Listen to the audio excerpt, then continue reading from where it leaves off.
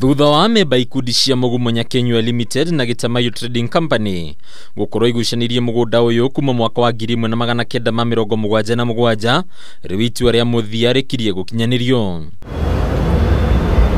Kuringana na murugamiriri wa kamiti ya migunda NLC Gershon Otachi, riu kamiti ino ni karuta itua riayo tariki 5 mweri-ini wa 10 niguo kweheria ndugamano ino kaimana. Jaliana tukasema kwa vile hatutaki kuwa na haraka ya kupeana direction nyingine ambayo haitasaidia kabla hatujakuwa na uhakika wa haya mambo yote.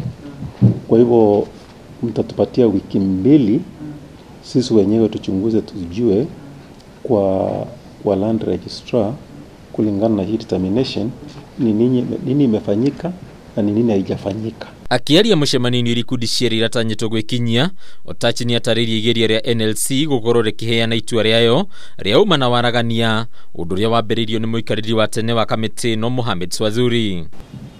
I want to request, because we need as much help as we can get from a legal perspective.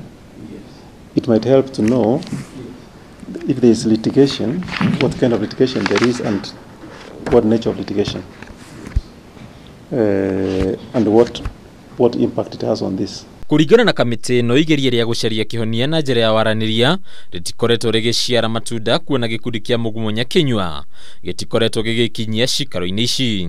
Ukoretwo wikikate ku mugunda-ini. Mwena-ini wake wakiri wa Gitamayo Trading wawerukirago ni augite mari na mwihoko ati kihoto ni gikurumirirwo niguo gukinyia muthia kiriro kia ene shares aria aige mari miaka-ini yao ya ukuru-ini. Tumaini yao ni wapatiwe shamba waweze kuitumia, kwa sababu wenyewe walikuwa wamenunua hiyo shamba 1977, wengine hata wameaga.